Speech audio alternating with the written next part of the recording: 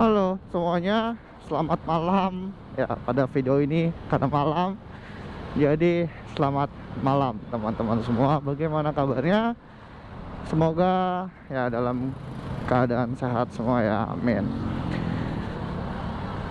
Nah, pada kesempatan ini, ya itu kan di video sebelumnya kita udah jalan gitu kan dari Meruya ke Depok di posisi siang hari teman-teman.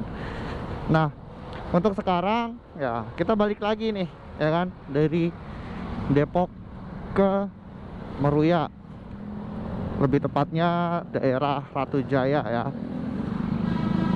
Hanya saja yang berbeda ini malam hari, bukan siang hari lagi kok.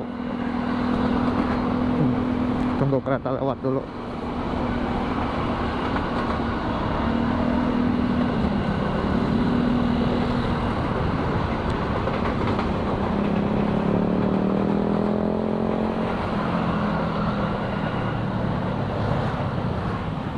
Oke teman-teman ya, untuk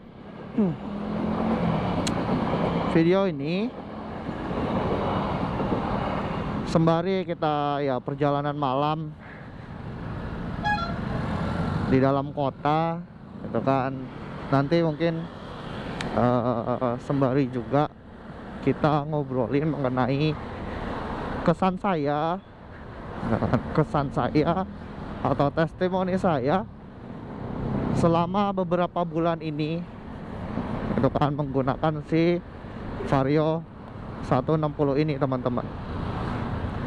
Nah, untuk sekarang ini saya pakai motor ada di bulan 4 gitu kan. Startnya di bulan 4, sekarang di bulan 10, jadi sekitar 6 bulan ya saya pakai motor ini.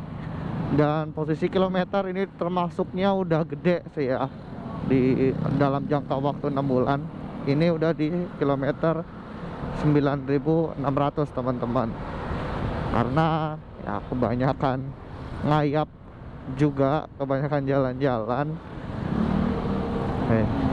Jadi nanti kita sekalian obrolin juga gitu kan, bagaimana kesan saya pakai motor ini dari awal sampai sekarang ya. Ada hal yang menjadi lebih baik dari awal pemakaian dan juga ada yang menjadi lebih kurang. Ya udah lebih kurang maksudnya gimana ya kan. Oke, nanti kita sembari obrolin ya teman-teman.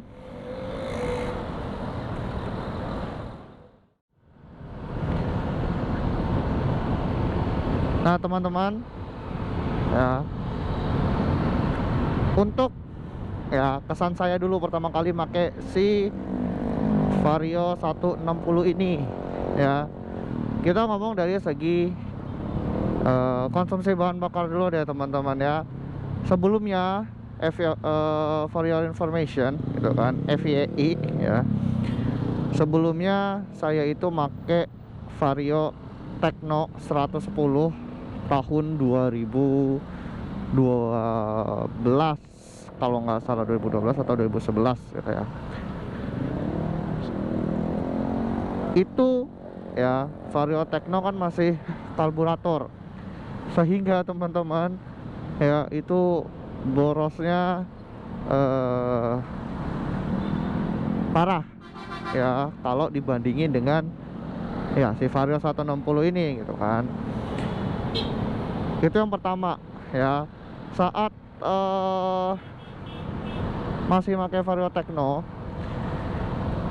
itu saya sehari 1 liter ya. Pada saat si Vario Tekno itu saya masih pakai Pertalite, masih pakai Pertalite,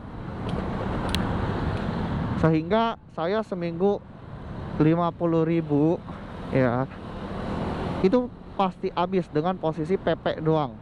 Oke, nggak pakai yang nyasar dulu kiri kanan atau main gitu ya, atau nganter atau jemput pacar saya gitu ya. Itu pasti habis kalau cuman buat PP doang 50.000, pas banget. Oke, tiap setiap di Rabu itu pun saya harus ke pom bensin karena ya habis teman-teman. Senin 10, Selasa 10, Rabu 10 gitu ya. Itu yang pertama, boros banget. Oke, apalagi udah usia juga kan. Jadi kondisi mesin itu ada degradasi lah.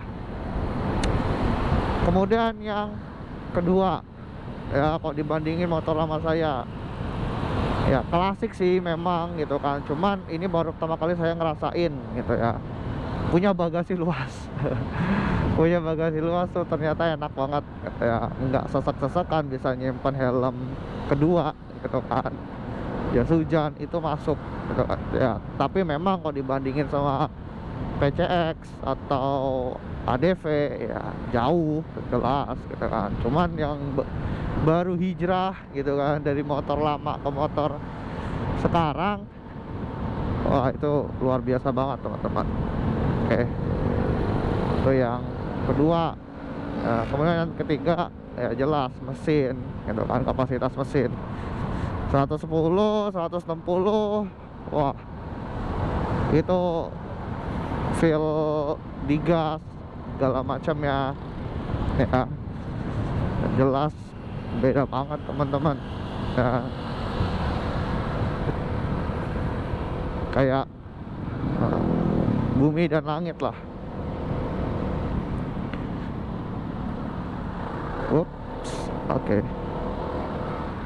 Nah itu 3 hal yang benar-benar saya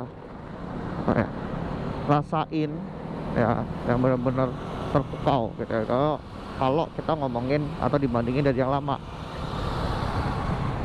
Oh ya, tadi ketinggalan teman-teman, sorry. Lalu bagaimana konsumsi bahan bakar si Vario 160 ini ya kan? Jadi teman-teman, untuk seminggu ya, untuk seminggu itu sama ya, itu sama. Saya harus mengeluarkan 50 ribuan ya, 50 ribu cukup sebenarnya ya. 50 ribu cukup dengan ya bahan bakar Pertamax ya, karena kompresi mesin ini cukup besar gitu ya, di atas kertas sih 12:1 ya, cuman Pertamax masuk ya. Itu 50 ribu teman-teman, dan itu ya, dan itu pun ya sudah basic. Nah, dan itu pun sudah termasuk ya saya jemput atau nganter pacar saya kerja.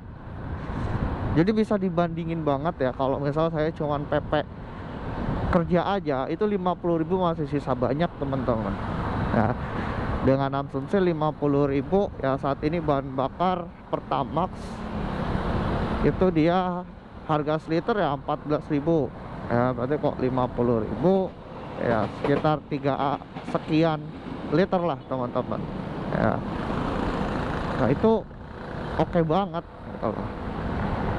Gimana kalau misal ya, saya pakai Pertalite gitu kan, kemudian cuma PP kerja aja ya, itu udah pasti nyisa banyak atau irit banyak ya,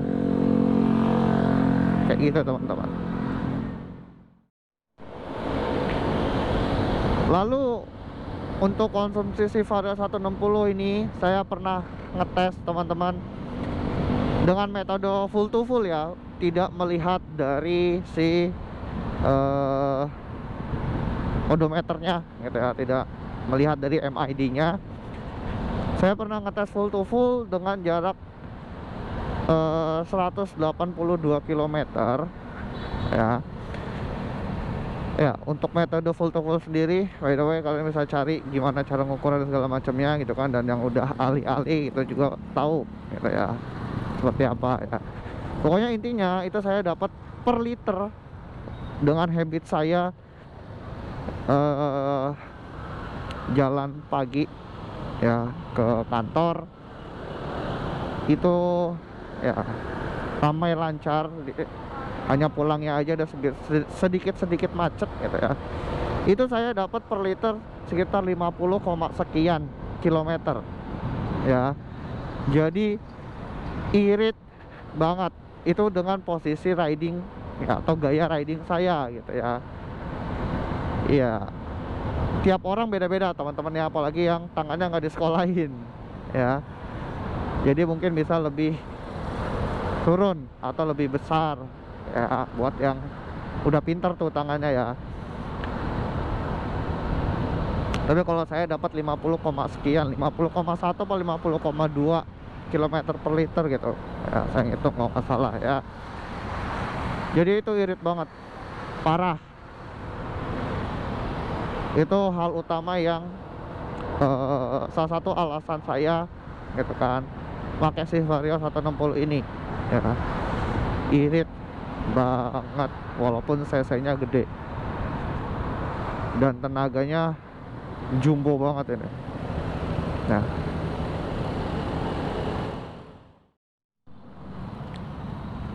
oke ya, selain tadi kita sudah membicarakan kelebihan dari segi mesin, konsumsi bakar dan konsumsi bakar ya. Sekarang kita berbicara mengenai kelebihan lainnya teman-teman. Oke. Kelebihan lainnya yang saya suka ya dari si Vario 160 ini gitu kan. Yang pertama ya,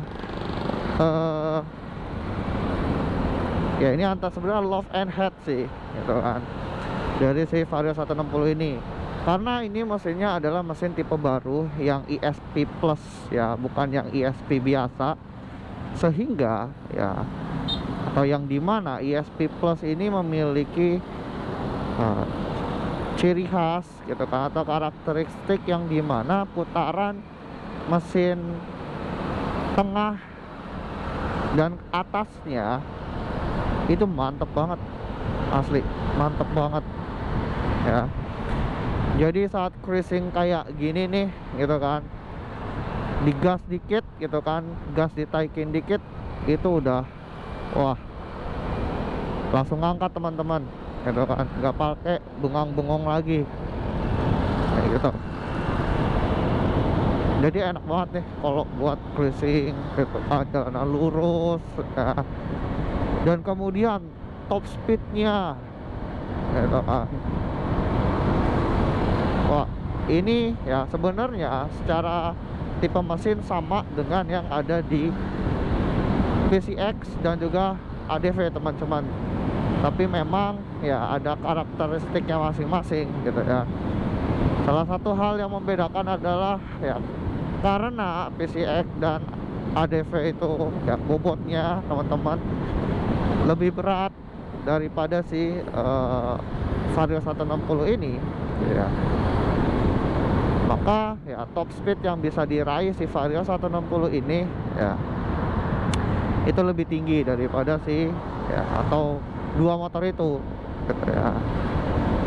Bahkan ya saya belum pernah bandingin langsung ya, cuman beberapa reviewer motor gitu kan ngebandingin antara ya NMAX, kemudian Aerox ya, atau bahkan dengan VCX dan ADV juga gitu ya. Vario 160 ini teman-teman ya, dari lahir top speednya udah kenceng banget gitu ya. Dari odometernya itu tertulis rata-rata ya, kalau lihat dari reviewer gitu kan, itu 121 kalau nggak salah. Mohon dikoreksi kalau salah gitu, karena kalau saya sendiri itu ngetes ya, pernah ngetes gitu ya, itu hanya sekitar 110 gitu ya. Itu juga bukan karena emang mentoknya segitu teman-teman, karena memang ya jalurnya itu tidak mencukupi untuk lebih lagi gitu kan. Jadi daripada resiko udah saya lepas gas gitu ya. Jadi sekitar 110-an udah saya stop gas. Jadi memang kencang banget, dan juga akselerasi tengah dan atasnya itu gokil ya. Untuk head to head dengan Aerox saja ya, dengan settingan pabrik ya, ini juga masih settingan pabrik gitu kan ya, Aerox kalah teman-teman. Oke. Nah itu tadi untuk love-nya gitu kan, yang saya suka dari tipe mesin ESP Plus-nya. Cuman sekarang yang head-nya nih ya, yang saya nggak sukanya teman-teman. Itu putaran bawahnya bengong dulu. Kayak bengong dulu gitu kan. Ya gitulah, kayak ngeden dulu gitu. Beda dengan tipe mesin ESP sebelumnya gitu kan, generasi pertama atau bahkan non ESP ya. Itu putaran bawah yang dikejar kalau mesin-mesin itu gitu kan.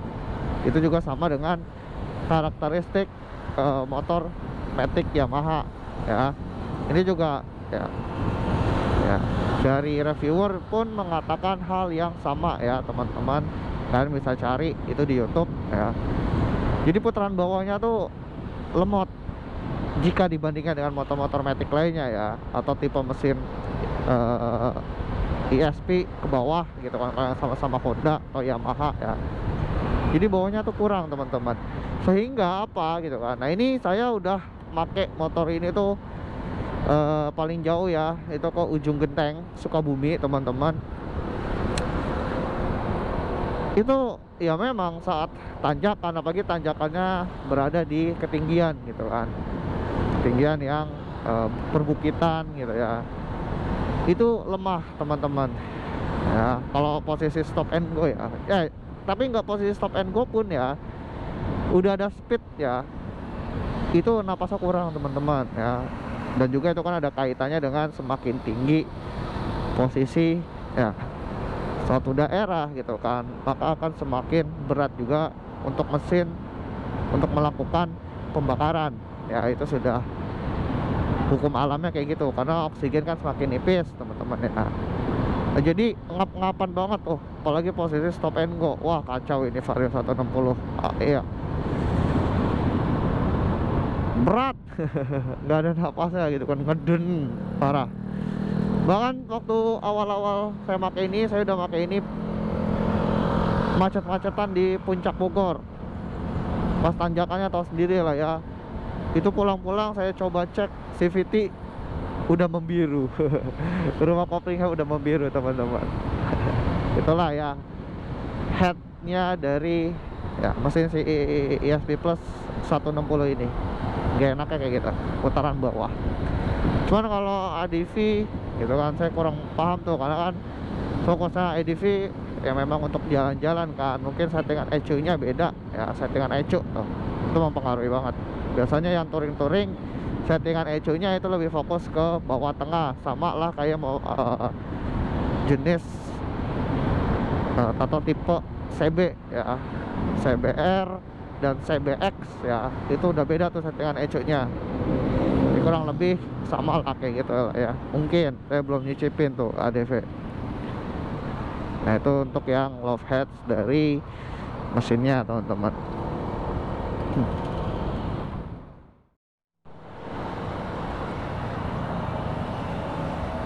Nah kita lanjut lagi teman-teman ya. Nah pada yang sekarang ya kita akan berbicara mengenai yang gak enaknya teman-teman. Ini saya emang tidak teratur ya ngomongnya, karena juga harus fokus juga ke jalan. Jadi yang tadinya saya udah nyusun apa yang mau diomongin, lupa. Jadi ya hanya seperti curhatan-curhatan yang gak jelas arahnya teman-teman. Tapi intinya tetap ya testimoni. Yang gak enaknya, yang pertama kali saya notice saya pakai motor ini adalah joknya. Udah kayak papan setrikaan, busanya tipis banget, keras teman-teman, kayak nggak enak. Jadi ya mungkin teman-teman ya yang udah lihat review khususnya gitu kan dari YouTuber lain yang berbicara mengenai joknya keras banget, itu betul teman-teman. Kayak sejam 2 jam ya panas pasti, apalagi yang panatnya nggak tebel gitu ya. Jadi buat teman-teman yang ngerasa slim gitu kan ya pasti nggak nyaman pakai motor ini dalam jarak panjang atau jangka waktu lama teman-teman. Oke, itu untuk jok. Kemudian ya, suspensi ya, udah banyak juga yang berbicara bahwa suspensi Vario 160 ini ya, kalau ngomong kenyamanan memang kurang nyaman teman-teman. Oke, tetapi ya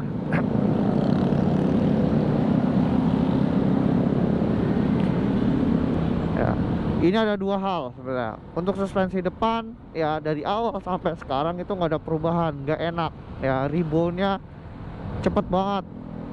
Kemudian jeduk gitu loh, kayak saya yakin gitu kan, itu tuh nggak bikin jeduk, tapi ya kalau di motor lama saya ya atau motor lain saya yakin itu nggak jeduk. Cuman di motor ini gitu kan, entah kenapa gitu kan, terkadang gitu, ini random memang, terkadang tahu-tahu jeduk aja gitu, mentok. Itu yang depan ya, intinya kurang nyaman ya. Ini saya niatnya sih di 10.000 ya, saya mau coba ganti gitu kan, oli racikan gitu kan, dari salah satu seller ya di Shopee ya, untuk suspensi depan. Nah sekarang kita berbicara mengenai suspensi belakang teman-teman. Pada awal ya, suspensi belakang itu memang keras banget karena memang tipikalnya untuk Vario 160 ya. Jadi kalau speeding atau kenceng-kencengan di jalan itu tujuannya untuk stabil gitu ya. Cuman minusnya kalau untuk harian itu keras banget ya, kayak naik gerobak aja gitu istilahnya. Aduh ya, kayak naik gerobak aja gitu ya. Tapi kalau buat kenceng-kencengan segala macam itu stabil. Itu di awal teman-teman, di bawah kilometer 5.000 ya teman-teman. Tetapi gini, berjalannya waktu, berjalannya kilometer, malah sekarang ya saya menganggap shock breaker belakang ini sudah empuk. Itu dari shocknya, kayak shock breaker empuk. Tetapi ya, lengan ayunnya itu karetnya ambles teman-teman, menipis ya, sehingga apa, kalau yang ya jalannya bergelombang banget atau polisi tidur pelan, itu jeduk belakang. Yang jeduk itu bukan shock breakernya, tapi lengan ayunnya teman-teman. Oke. Nah lengan ayun ini gitu kan, di rangka ESAF ya, itu di sebelah kiri itu ada dua ya, ujung tatakan atau lingkarannya ya, di lengan ayunnya itu ada dua teman-teman. Nah sehingga mau nggak mau itu ada dua cara, ganti ke ahas gitu kan, atau bongkar sendiri. Yang kedua, kasih tatakan.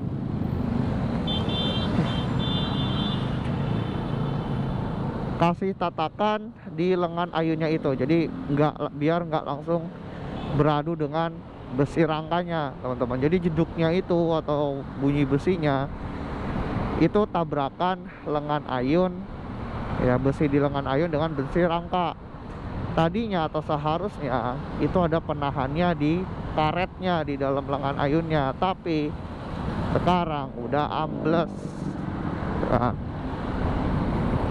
Nah sekarang ngakalinnya saya pakai karet ban dalam 2 lapis ya, bagian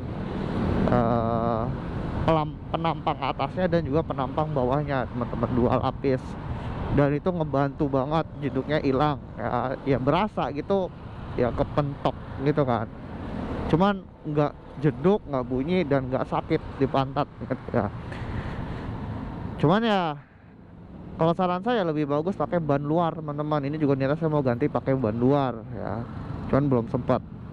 Dan memang masangnya pun agak ribet, minimal 2 orang karena harus bongkar shock, bukan bongkar sih, ngelepas baut bawah shock breaker belakang gitu ya. Kemudian dimiringin terus ditarik ya, baru bisa diselipin itu karetnya. Dan itu butuh bantuan 2 orang. Jadi nantinya saya bakal ganti pakai ban luar yang lebih tebal dan lebih tahan lama, karena kalau ban dalam itu kan lebih gampang ini ya, wear, sobek gitu ya, tipis. Jadi kalau besi ketemu besi ya malah hancurnya tuh cepet. Nah, tapi kalau ban luar kan memang karakternya tebel ya. Itu nanti saya mau ganti itu teman-teman. Jadi untuk shockbreaker belakang ya enak sih, buat speeding juga masih tergolong ketolong gitu. Limbungnya nggak banget ya, atau masih enak ya, walaupun ya ada mendul-mendulnya dikit gitu, karakteristik jadi empuk.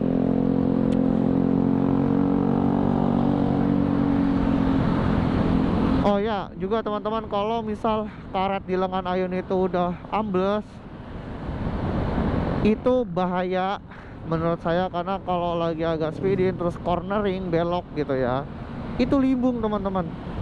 Saya waktu touring ke Sukabumi, jalan ke Sukabumi ya, posisi itu belum saya pasang karet ganjelan, itu pas belokan limbung, sumpah goyang dan kayak geser gitu loh. Jadi bahaya banget ya. Jadi karet itu tuh penting banget ya. Jadi buat teman-teman yang ngerasa gejalanya sama ya, itu ada di lengan ayun rangka SAV itu sebelah kiri ya, dari bawah itu kelihatan di belakang.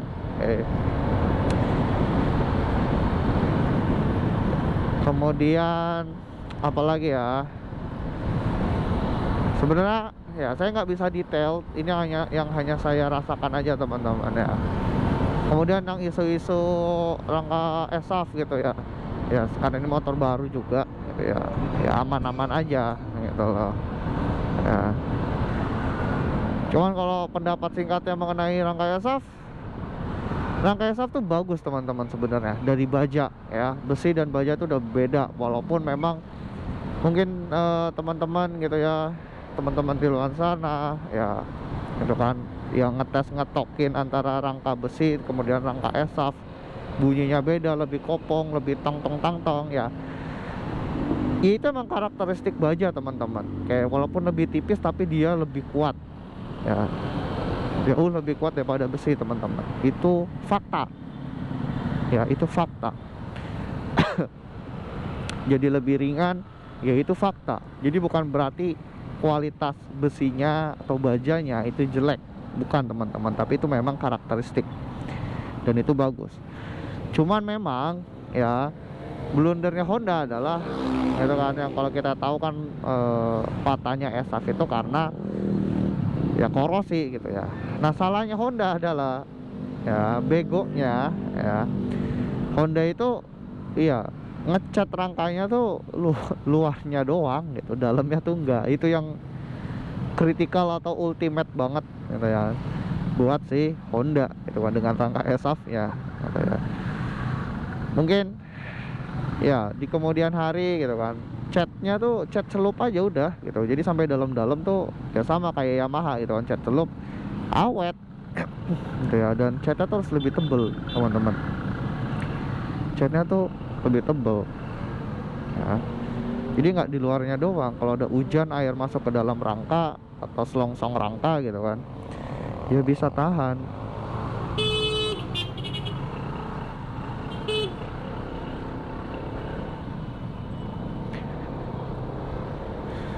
Itu aja sih salahnya dari si SAF ini gitu kan, kalau menurut saya.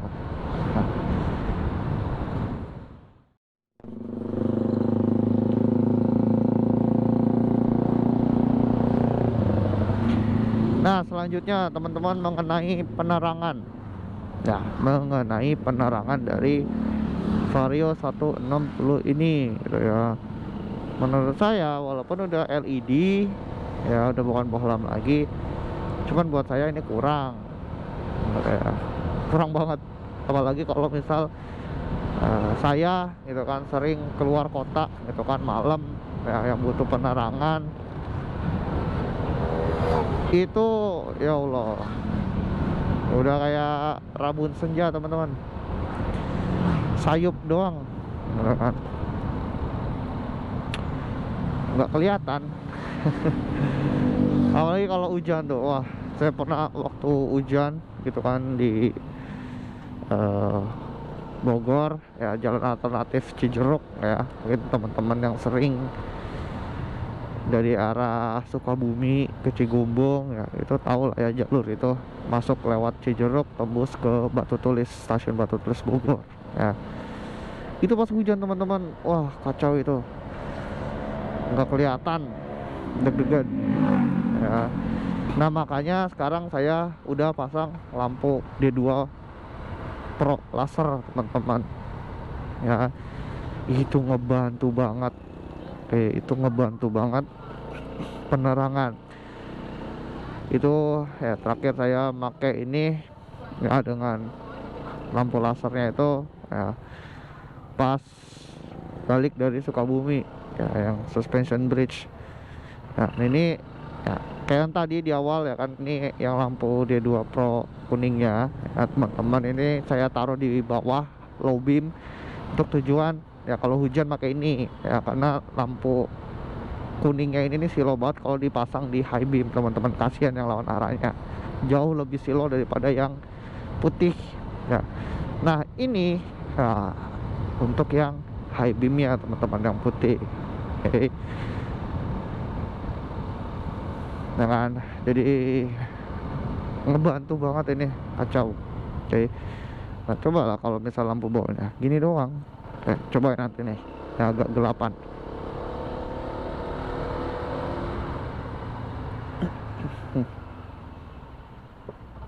Ya, ini lampu standarnya teman-teman ya,